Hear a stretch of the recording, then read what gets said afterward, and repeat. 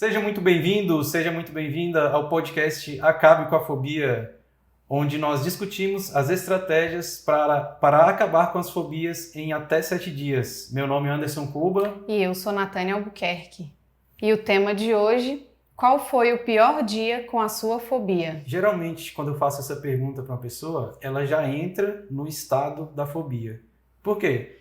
Ela começa a lembrar daquele dia, por exemplo, um dia a pessoa tinha fobia de barata, a barata subiu na perna, ou a barata veio voando, ou a pessoa tem medo de altura e teve que passar por um lugar muito alto. Ela revive aqueles momentos, né? Isso, revive.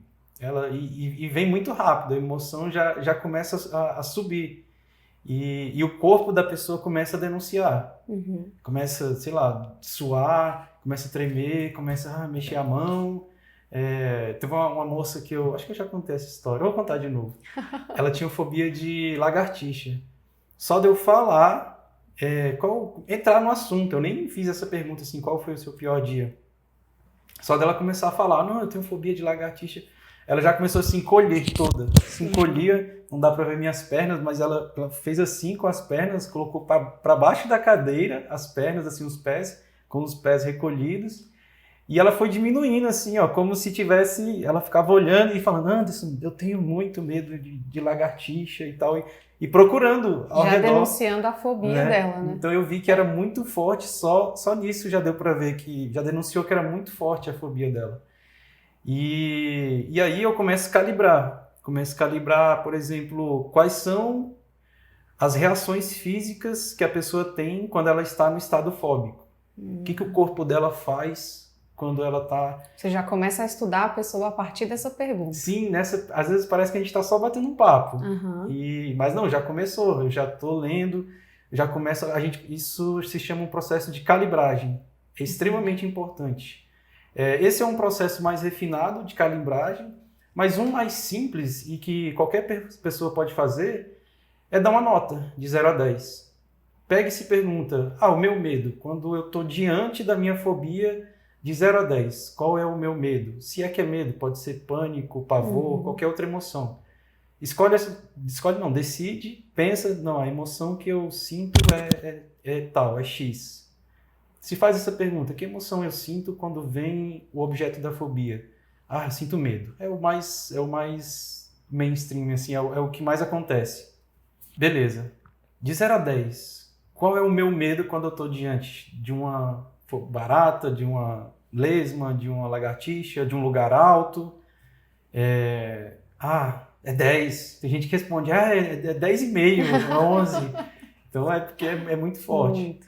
E aí guarda essa nota mentalmente, porque mesmo que seja algo não tão palpável, é uma nota, mas não é tão tangível assim. Sim.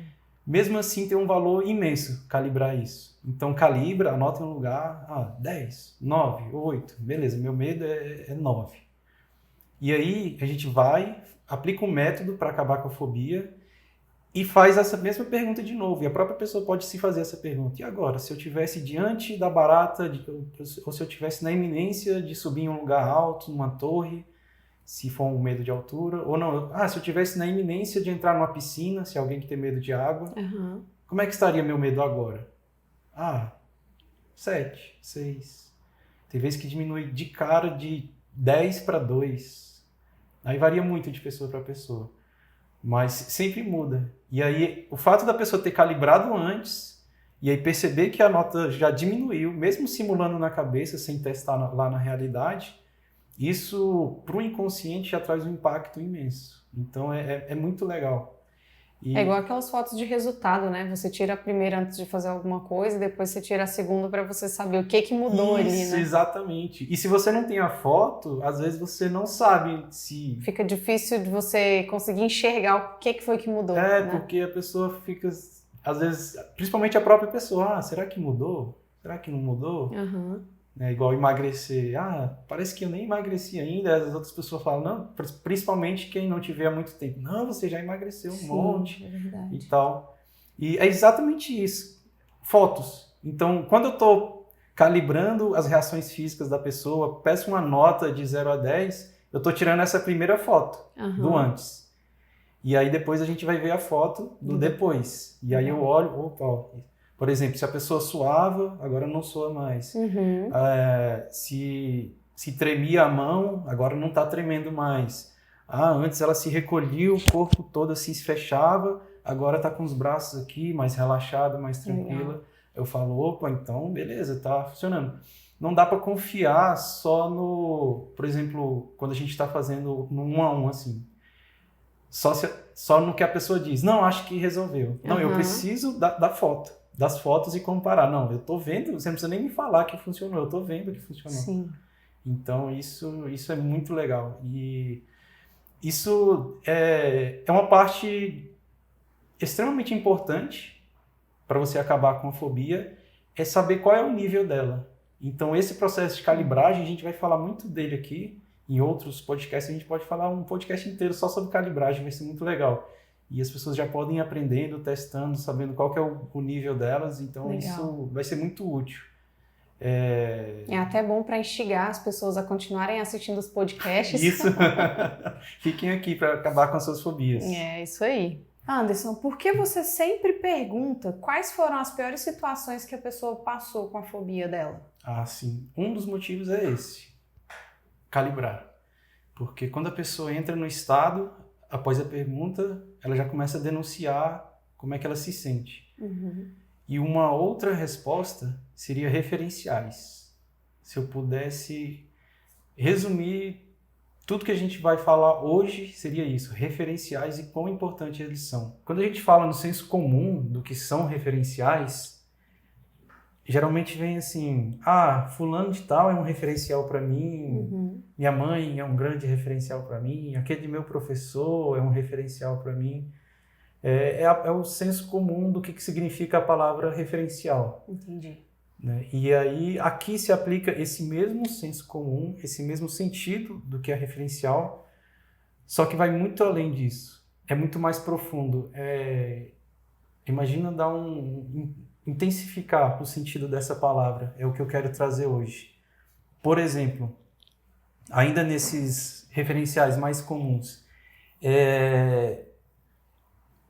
um grande professor, fulano de tal, meu professor na faculdade, se tornou um referencial para mim de como fazer tal coisa na minha área, e eu faço isso, e eu percebo que ele se tornou esse referencial, ele me influencia nisso até hoje e tal.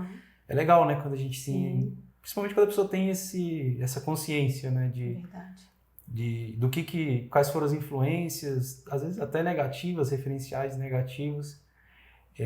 Por exemplo, meu pai é um referencial para mim, e às vezes a pessoa pode trazer isso de duas formas. Por exemplo, a pessoa teve um pai ótimo, um pai presente, que sempre brincava quando era criança, sempre instruía quando era adolescente, conversava e tudo. Então essa pessoa tá lá mesmo, no inconsciente dela, pendurado aqui, ou às vezes até visualmente, se a pessoa às vezes fechar o olho, vem esse referencial, tá lá. O referencial tá aqui pendurado e dizendo, isso aqui é como um pai age, tá aqui. E aí daqui para frente, quando esse homem ou essa mulher for pai ou mãe, sabe como agir por causa desse pai ou dessa mãe que tá ali, por exemplo. Vamos colocar exemplo do pai aqui. Beleza. Um pai que era um péssimo pai, um pai ausente, que batia demais e que castigava os filhos de uma forma exagerada e nunca era presente, não conversava, não instruía. Beleza, um péssimo pai. Vou botar aqui o pai vermelho. Beleza. Aí essa pessoa aqui, ela pode agir de duas formas em relação a esse pai. Ela pode copiar também, mesmo não gostando, tipo, caramba, eu não quero ser igual ao meu pai, não quero. Já vi a pessoa passa a vida inteira falando e age igualzinho. Age igualzinho. Quando chega a hora, quando nascem os filhos, está repetindo os mesmos padrões. Ou tem pessoas que realmente conseguem inverter esse referencial e ela pega o referencial, ela continua sendo um referencial. A pessoa ainda está lá olhando para o referencial, só que quando ela traz para a vida, ela inverte esse padrão e ela está dizendo, beleza, meu pai era ausente, então eu sou presente. Aí faz tudo, fica presente. Legal. conversa com os filhos. Ah, meu pai não conversava comigo? Ah, então eu converso com meus filhos e tudo, eu sou atencioso no diálogo com eles. Não deixou de ser um referencial. Mesmo a pessoa agindo ao contrário. Continua sendo. Tá lá, pendurado ali no hall de referenciais ali que a pessoa tem, de como ser um pai, só que assim, é como não ser um pai.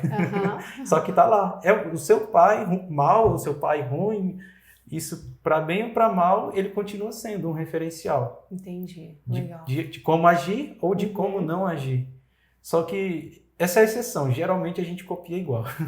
Geralmente, bom ou ruim, a gente tende a seguir aquilo dali que é o referencial. Exatamente. A tendência maior é de a gente fazer igual. Não exatamente igual, né, perfeitamente igual, porque a gente sofre influências de outros referenciais. Entendi. Então a gente não vai estar agindo como pai ou como mãe com base só em um referencial, mas tem um que é o mais forte. Ele sobressai os outros, né? Então, grande parte dos nossos comportamentos vão estar sendo influenciados por esses referenciais. E você falando assim de referencial e tudo, qual que é a importância desse referencial na fobia? Eu tenho lá o meu referencial do meu pai, seja ele bom ou ruim, um referencial que me influencia de forma positiva ou negativamente, mas é um referencial. Beleza. Quando eu faço aquela pergunta, qual foi o pior episódio da sua vida? Qual foi a pior situação com a sua fobia? A pessoa tende a resgatar qual é o referencial dela de como agir diante do objeto da fobia. Ah, é medo de água.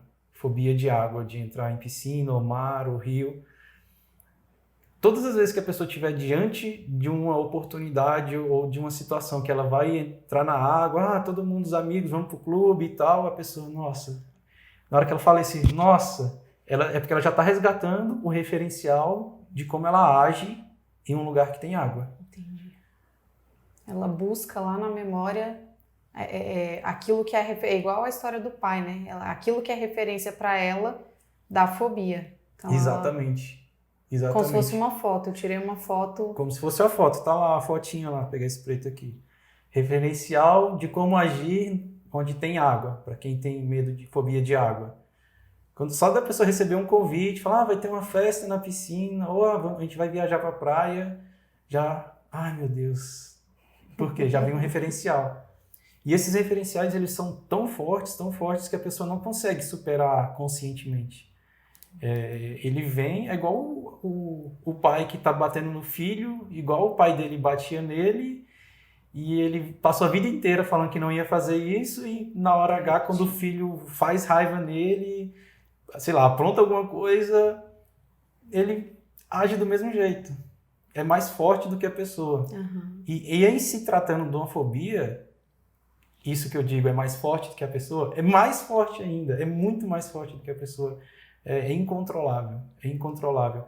E está programado lá e acabou. Por enquanto. Por enquanto. Vamos chegar lá. Por enquanto é isso, está programado e a pessoa ela não...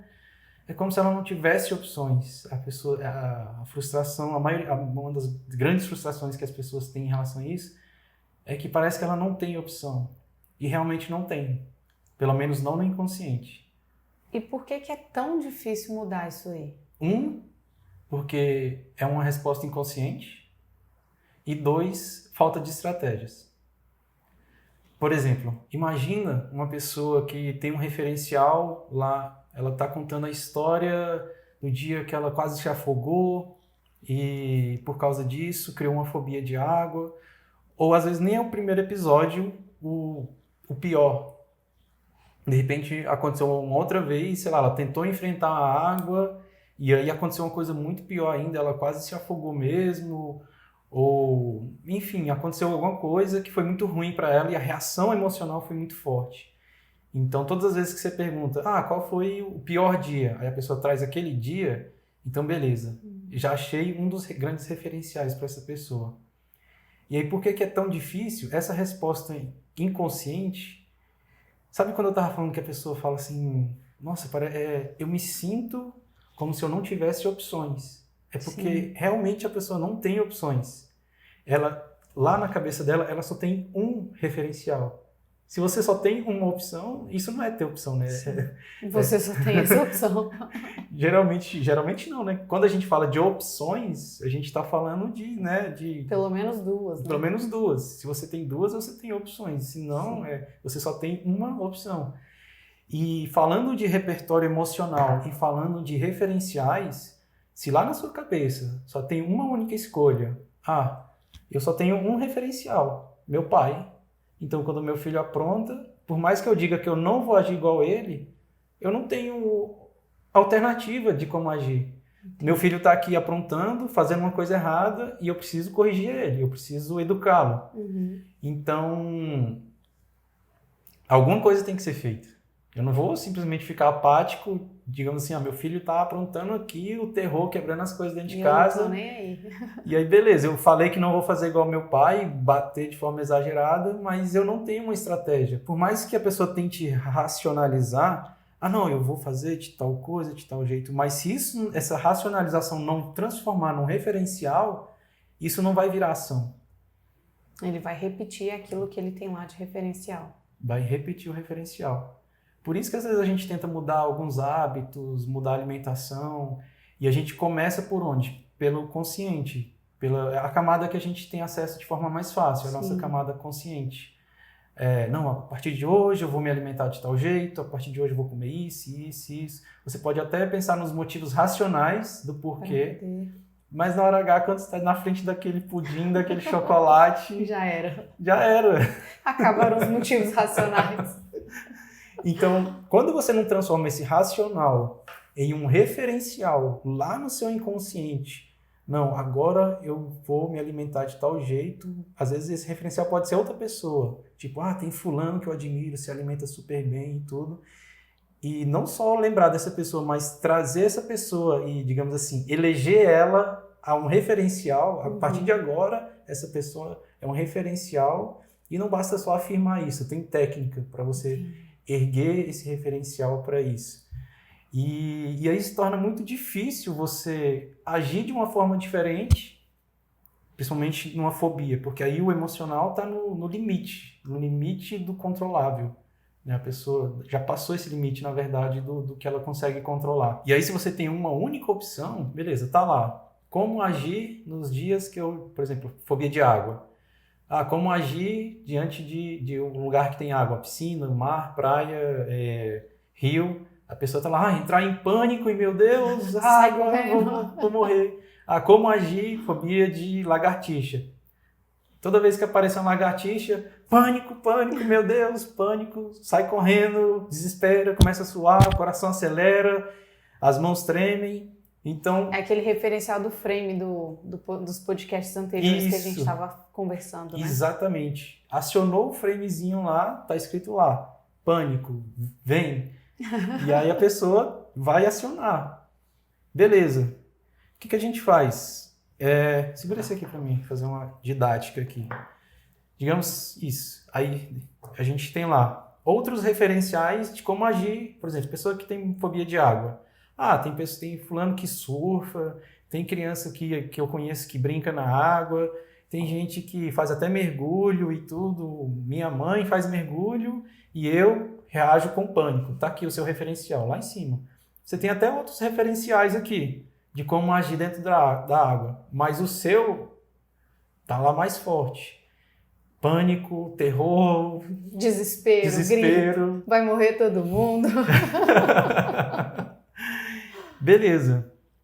Qual é o primeiro passo? Enfraquecer esse referencial. Não necessariamente acabar com ele, mas enfraquecer. Como é que a gente enfraquece ele? Primeiro, abaixando a emoção. A gente vai fazer isso, abaixar as emoções desse referencial ainda. Ele vai estar lá ainda, mas pelo menos agora ele é um referencial mais fraco e a gente tem chance agora de acionar outros referenciais e não sempre um. Eu sempre acho assim e só assim e vai ser sempre assim. Não, agora você tem opções. Você tem outras opções de como agir. Isso seria uma forma de criar um outro referencial também. Isso. Beleza, a gente abaixou, reduziu o nível emocional. Agora a gente consegue acessar outros referenciais e não somente esse. E como que a gente faz isso? Abaixar o nível de resposta emocional de um referencial. Lembra que eu falei que a fobia, ela tem blocos que constroem uma fobia e que às vezes você altera um desses blocos aqui, sei lá, eu tiro esse daqui e viro assim e muda a construção toda. Sim. Ou então eu tiro ele e a construção se desmancha. Aham. As emoções têm esse mesmo padrão. Emoções são formadas por blocos que constroem uma emoção. Por exemplo, um dos blocos que constrói emoção é o ritmo. Toda emoção tem um ritmo. Por exemplo, acontece alguma coisa e você fica com raiva. Tipo, a pessoa pisou no seu calcanhar, pisou no seu calo daquele jeito que se a pessoa só te olhar... E aí, beleza, disparou raiva em você. Se você começar a acelerar a raiva, seja com seu corpo, batendo, mordendo aqui o canto Roendo a unha. roendo a unha e tal, e aí você vai acelerando essa raiva, você pode acelerar ela ao ponto dela se transformar em outra emoção. Ela pode virar fúria, por exemplo. E da fúria ir para uma outra emoção ainda pior. Vou fazer igual o Hulk. Daí, Vai chegar depois numa... da fúria, já vira o Hulk. Então, um dos blocos que constroem uma emoção, um deles é a velocidade, o ritmo. Então, toda emoção tem um ritmo. E se você acelera, você intensifica a emoção. A raiva vai para a fúria, que vai para uma explosão ainda mais forte. E se você desacelera, a raiva, por exemplo, ela pode se tornar outros sentimentos. Aí vai depender um pouco do contexto. Antes eu estava com raiva. Agora eu só estou chateado. Agora eu só estou um pouco ressentido com essa pessoa. Você está desacelerando a sua raiva. Uhum. Isso muda a intensidade. São vários blocos que constroem emoção. Deixa eu falar pelo menos mais um para a gente ter pelo menos 2 tijolinhos aqui. Depois a gente pode explorar bastante isso e principalmente como a gente controla esses blocos, como que eu desacelero uma emoção, como que, às vezes, mudando só a perspectiva da emoção, ela já transforma. Um outro bloco de uma emoção é a distância do segmento.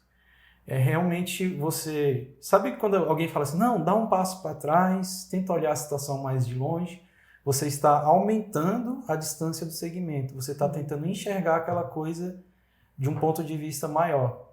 Alterar essa distância do segmento também altera a emoção. E não necessariamente vai melhorar ou piorar. Depende do que você chama de melhorar ou piorar. Entendi. Por exemplo, ansiedade. Ansiedade, principalmente quando ela está relacionada a alguma coisa que você tem que fazer, um projeto, um grande projeto que está na iminência de você ter que executar ou entregar ele, já viu que as pessoas falam, nossa, parece que tem uma montanha de coisas para mim fazer. Sim. É porque a pessoa, ela segmentou demais para longe e ela está olhando o problema muito de longe. E aí ela traduz isso verbalmente. Nossa, eu tenho uma montanha de coisas para mim fazer e eu não sei por onde começar. E a pessoa paralisa e não faz nada. Não consegue fazer e nada. trava, procrastina. Porque ela segmentou demais para longe. Isso é muito comum, né? Sim. E aí, olha um exemplo. Isso aqui vai ser bem legal. Por exemplo, deixa eu pegar esse microfone. Beleza, a pessoa segmentou demais para longe. Ela tá vendo o problema dela desse jeito aqui, ó. Imagina que esse quadro aqui tem 5 metros de altura. Imagina uma monstruosidade de coisas para mim fazer, de problemas. Meu Deus, vou colocar aqui. Isso aqui, digamos que é um projeto que a pessoa tem que executar. A pessoa está desesperada porque ela olha para a montanha e fala, meu Deus do céu. Como é que a pessoa segmenta esse exemplo para baixo? A gente chama de segmentar para baixo. É olhar tipo assim, eu estou vendo a montanha, não, eu vou chegar lá perto e olhar bem de pertinho. Uhum. Você faz isso aqui, ó. Pega um pedacinho, um segmento do que você tem que resolver e vai lá e resolve ele. Ou então, antes de começar a resolver, pega essa montanha, essa massa enorme e segmenta para baixo. Transforma ela em pequenos problemas que você tem que resolver. E aí sabe quando alguém fala assim, foca em uma coisa só e resolve só ela? Você está segmentando para baixo, olhando, ajustando o foco para cá e fala, eu vou resolver só isso daqui agora. Entendi. Olha só como é que foi útil segmentar para baixo e às vezes abaixa, você pega uma emoção que você estava segmentando muito, distância do segmento. Esse é um dos blocos. E até porque quando você resolve um ali, igual você falou, né? Você divide, quando você resolve um, você pensa, poxa, consegui esse daqui, então eu posso ir para o outro. Exatamente. Talvez vai ser até mais fácil de ir para o outro conseguindo... Quebra a inércia, Exatamente. se coloca em movimento e aí vai. A gente pegou um bloco só das emoções, que é a distância do segmento, foi lá. Antes estava segmentado muito para cima, ou seja, olhando de longe, e isso me causando ansiedade. Segmentei para baixo, foquei numa só coisa aqui, e agora isso acabou com a minha ansiedade e me permite agir. Tem coisas que se você segmentar para cima, segmentar para baixo, por exemplo, talvez piore. Uma raiva, por exemplo. Você está com raiva da pessoa. Mas é porque a pessoa fez isso comigo. Ou seja, você está segmentando, você está focando que não, mas a pessoa fez isso. Ela, nossa, eu odeio quando a pessoa faz isso e não sei o quê. Aí faz o contrário daquilo ali. Ao invés de você ficar tão assim, pega e segmenta para cima e olha agora a montanha. Cara, mas olha só o tanto de coisas legais que essa pessoa já fez por você. Ela já fez isso, isso e isso. Aí quando você olha o quadro geral... Aquilo fica bem... Aí você fala assim, não, isso aqui, cara, isso aqui não é nada. É nada diante do bem que essa pessoa já me fez na vida inteira. Aí beleza, hoje ela pisou na bola. Então, não é dizer que está passando pano para a pessoa, mas você consegue pelo menos enxergar com mais clareza. E aí decidir, assim, não, isso que ela fez aqui realmente... É uma coisa que eu preciso, sei lá, pôr um fim no relacionamento por causa disso aqui, é uma coisa inegociável ou não. Aí já você consegue pensar de forma mais clara a respeito do assunto. E aí muda tudo. Então, numa situação, eu peguei uma emoção, segmentei para baixo e olhei bem de pertinho e aí isso me ajudou. A outra emoção, a raiva, eu estava olhando muito de perto e isso estava intensificando a minha raiva, olhar muito de perto. Opa, olha um pouco mais de longe. Então, não tem regra. Para algumas emoções, você segmentar para baixo, olhar o segmento menor possível, vai te ajudar. Em outras emoções, você segmentar para cima e olhar o segmento de uma distância maior é o que vai te ajudar. Entendi. Isso a gente está falando de um bloco. A gente falou primeiro aqui do ritmo, né? Da emoção, que a emoção tem um ritmo, você pode intensificar ela ou diminuir ela alterando o ritmo. E a distância do segmento. E ainda tem outros blocos aqui que constroem uma emoção.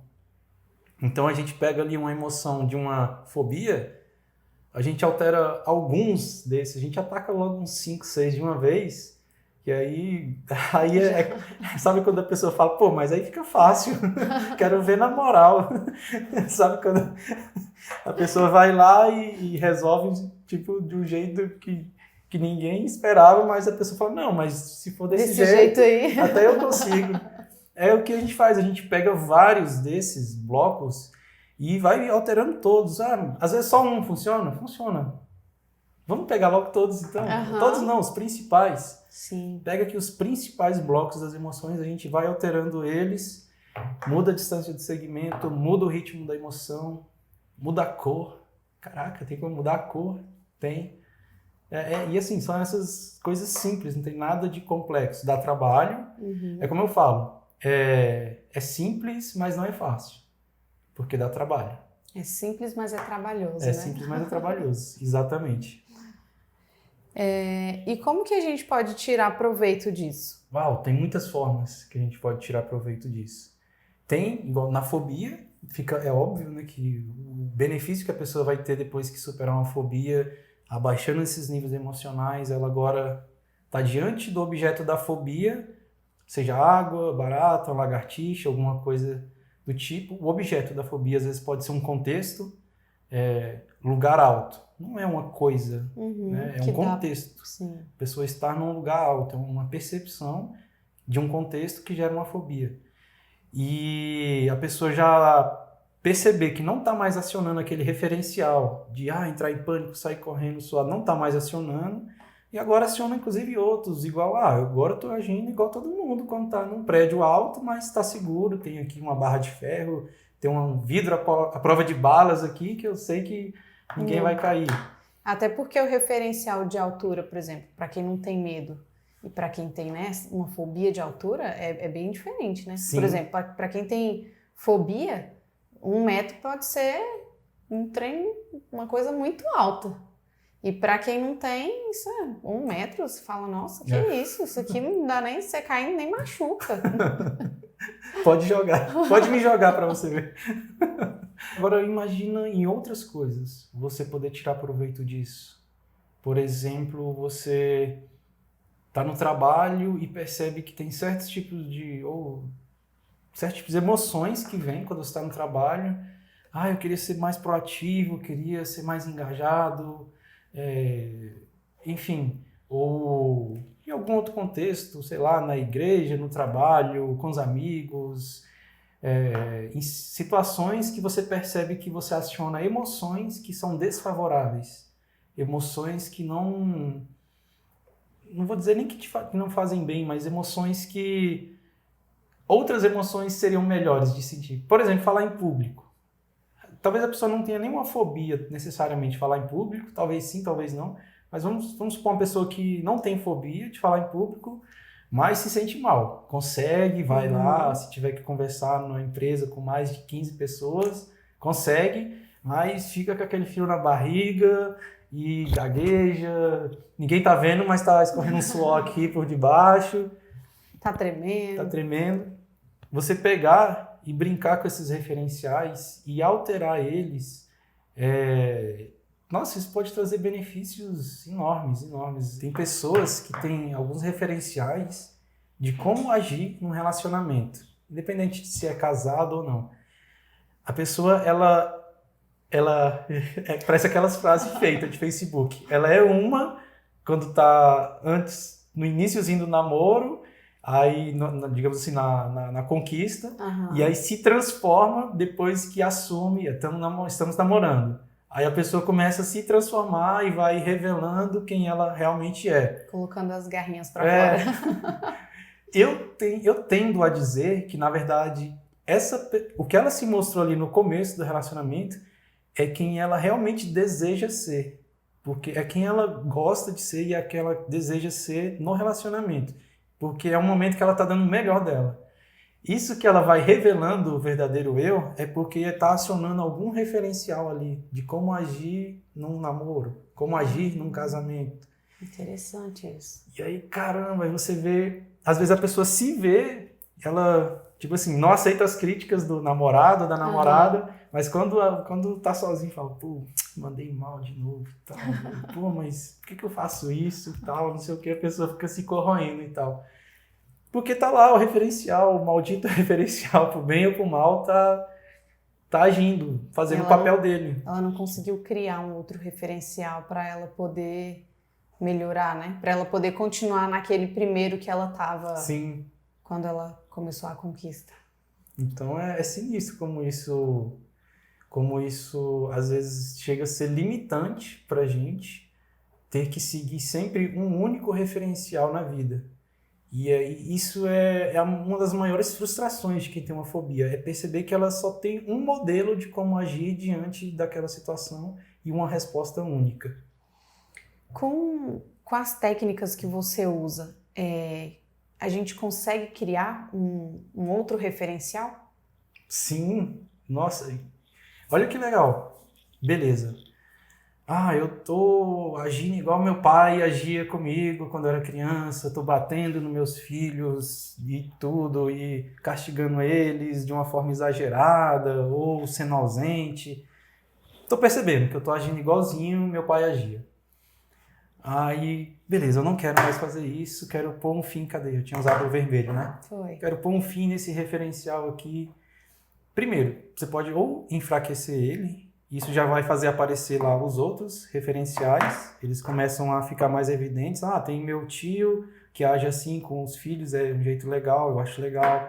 Tem o pai do meu amigo que age assim com ele, ou tem o meu amigo que age assim com os filhos, é um referencial legal.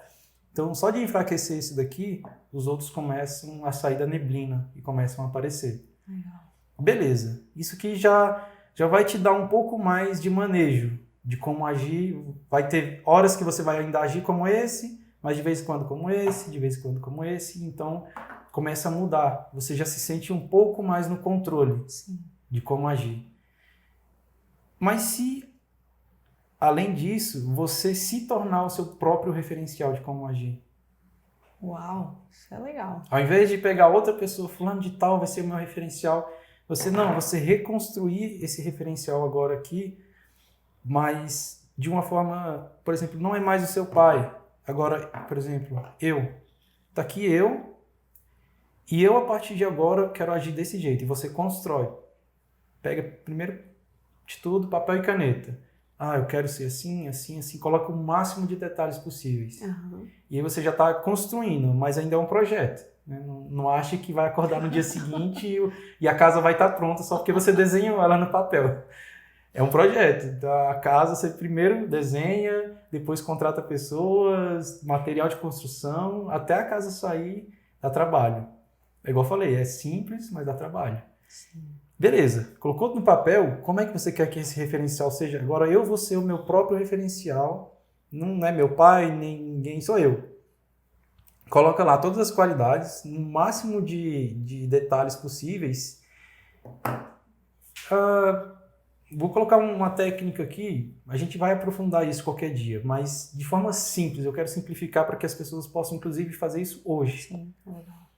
Fecha os olhos e imagina todo dia de manhã você acordando e agindo. Pega o exemplo mais típico que você tem.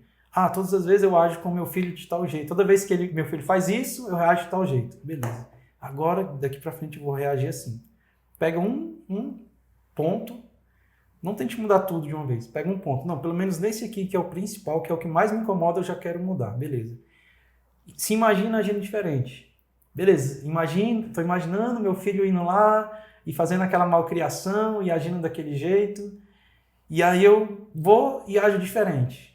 Em vez de ir lá e bater com ele, gritar e tudo, não, vou falar, filho, vem cá, sente e tal. Imagina com o máximo de detalhes possíveis. Faz isso 1, 2, 3, 4, 5, 6, 10 vezes de manhã. Acordou, você vai ver que depois do tempo você gasta 2 minutos para fazer isso. Uhum. Dá mais trabalho lembrar de fazer do que fazer. Coloca um alarmezinho no celular e você faz todo dia. Depois de algumas vezes repetindo isso, a gente vê muito isso, né? A galera do coaching explicando, de outras áreas, inclusive da psicologia, explicando a importância das visualizações e como isso altera. Isso a gente está brincando com alguns daqueles blocos ali, quando você fica repetindo essas imagens. Uhum. Beleza, repetiu. Você alterou, digamos ali, um único ponto. Como é que eu ajo quando meu filho faz uma malcriação? Você pegou ali, digamos, o que era mais importante para você. Quando esse começar a dar resultado, você vê que, caramba, tá funcionando e tal. Aí você faz em outro. Depois que você fizer em uns 3, às vezes isso acontece no primeiro, mas vamos lá, vamos com calma. Depois que você fizer isso em uns 3 pontos, tipo assim, tem 5 pontos que eu quero mudar no meu relacionamento com o meu filho. Uhum. Depois que você muda uns 2 ou 3, o cérebro faz um processo incrível que chama generalização. Ele começa a generalizar esse comportamento para outras áreas da vida. Inclusive não só com seu filho. Uau, que legal. Você começa a generalizar, por exemplo, agora quando meu filho fizer tal coisa, eu vou sentar e vou conversar com ele de forma calma e tranquila e vou explicar por que ele não pode fazer isso. Beleza. Começou a dar resultado e principalmente você começou a colher benefícios disso, o cérebro fala, opa, isso é legal, essa estratégia é boa. Então eu vou começar a generalizar para outras áreas de relacionamento com meu filho, para outras áreas de relacionamento com outras pessoas. E o cérebro faz essa mágica da generalização. A gente vai falar sobre generalização aqui, fazer um podcast inteiro só sobre generalização. O cérebro cria essa mágica. E aí vai generalizando para outras áreas da vida e de repente você se vê, o seu chefe explodiu com você, tá vendo? Não é seu filho. Uhum. Seu chefe explodiu com você e tal, você fica tranquila, respira, espera ele se acalmar, aí depois vai lá, chefe, tal, que lá você ficou nervoso e tal. Às vezes ele até pede desculpa e tal. Aí você percebe que você está usando a mesma estratégia que você criou para agir lá com seu filho, agora você está usando no trabalho, um ambiente totalmente diferente. Isso é muito legal, é muito legal. E fazendo com técnica, então, com método, É melhor é ainda. melhor ainda. E quais são os seus referenciais? Nossa, eu tenho alguns. Vou falar aqui do assunto do podcast. Eu tenho um grande referencial nessa área, que foi um dos meus professores, onde primeiro eu me apaixonei pela mente humana, porque quando eu vi que não era esse mistério todo, que antes se falava muito disso, que a mente é um mistério, a ciência não conhece, e não é nada disso. Existe muito, muito, mas muito conhecimento científico em torno da mente. Porque, assim, vou ser justo também, esse conhecimento deu um salto nas últimas 2, 3 décadas, dos anos 80, 90 para cá. Então, e aí disparou, cresceu o número de pesquisas e conhecimento. O acesso à informação também, né? O acesso à informação. Então, hoje o cérebro já não é esse mistério, esse mito que existia assim, o cérebro é intocável, é um mistério que ninguém conhece. Não. Hoje a gente já conhece muito do cérebro e principalmente sabe alguns segredinhos para manipular algumas engrenagens para mudar. Então, um dos referenciais, quando eu me apaixonei por isso, por descobrir, quando esse mito caiu para mim, no dia que eu vi uma pessoa fazendo o método para acabar com a fobia com a moça, e eu achei aquilo inacreditável, e era esse professor. Então, depois eu vi ele fazendo isso várias outras vezes, ele me deu instruções. Por exemplo, eu estudei a técnica e fiquei apaixonado. Fui a fundo, estudei muito, fiquei apaixonado pelo assunto e eu tive a chance porque ele mesmo já se fala carinhosamente como um velho aposentado, só que ele é super novo. E ele já não atua mais na área, mas eu tive a oportunidade de estudar com ele e ele me passar refinamentos da técnica. Nossa, que legal. Coisa que você não acha em livro, coisa que você não acha em literatura nenhuma. E refinamentos que ele mesmo desenvolveu. Então, e que a gente vai desenvolvendo ao longo da prática, coisa que não tem em livro. E aí por exemplo, numa turma enorme de alunos que estudou junto comigo, a gente tem uma comunidade que a gente conversa tudo, eu vejo que as pessoas não têm resultado, aplicam o método e não tem resultado. Aí eu atribuo a isso. A esse meu referencial, desse meu professor, que não só me passou esses refinamentos, me mostrou detalhes e segredos na técnica, segredos assim, né? Segredos da profissão. Mas também, aí isso eu fiz de propósito. Eu peguei e falei, e coloquei ele bem aqui, ó. Sabe o nosso repertório de referenciais? Sim, eu coloquei aqui, eu falei, esse é o meu referencial de como agir nessa área. Todas as vezes que eu estiver diante de uma pessoa que tem uma fobia, eu vou agir desse jeito. Caramba, que honra. Olha só, como que essa pessoa se porta, como que ela age, a elegância na execução da técnica. Às vezes tem pessoas que são extremamente deselegantes na abordagem, faz a pessoa sofrer demais, desnecessariamente. Tem formas muito elegantes de você abordar a técnica, abordar uma fobia sem fazer a pessoa sofrer no processo, a pessoa estando aqui tranquila, conversando com você, aplicando a técnica em si mesmo, você conduzindo esse processo de uma forma extremamente elegante. E eu via ele fazendo isso dessa forma, eu falei, eu não quero fazer de nenhum outro jeito se não for esse. Com essa maestria e com essa elegância. Então, todas as vezes que eu sento com alguém, ou até mesmo pela internet, esse referencial está ativo aqui, brilhando na minha mente. Então, quando você viu ele aplicando a técnica, foi amor à primeira vista. Foi. A técnica. Se ele ouvir isso, ele vai me zoar, com certeza. Amor à técnica. Mas a gente brinca até hoje, fala assim, a gente chama isso de magia, né? Parece que é mágica, porque a pessoa, às vezes, o criador da técnica, ele já chegou a acabar com uma fobia em 15 minutos. Só que é o Richard Bandler, quem quiser procurar aí, né? Ele é o criador da técnica. Eu nunca me esforcei assim para chegar a esse nível de querer curar muito rápido, porque Eu acredito que na velocidade a gente negligencia algumas coisas. Eu acredito que era mais um tempo que, sei lá, talvez uma disputa entre profissionais para ver quem faz mais rápido, tudo bem, beleza, uma brincadeira, mas algumas partes desse processo não necessariamente é a velocidade. Mas você vê uma pessoa acabar com a fobia em 30 minutos, 40 minutos, ou que seja 7 dias, que é a nossa proposta aqui, que 7 dias é o limite e geralmente lá pelo 4º dia já acabou a fobia. Isso para mim era mágica. E a gente falava, que bruxaria é essa? Que mágica é essa? E ele é um negão desse tamanho, aí ele mesmo falava assim, é magia negra.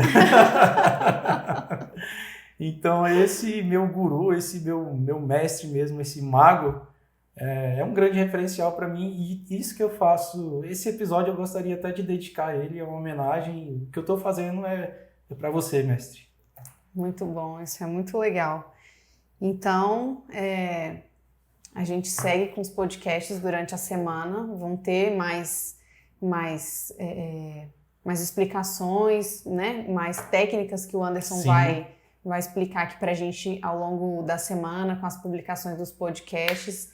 Mas vou lançar um desafio aqui para quem está assistindo a gente. Escreve aí nos comentários qual foi o pior dia para você com a sua fobia. Escreve que a gente vai dar uma lida.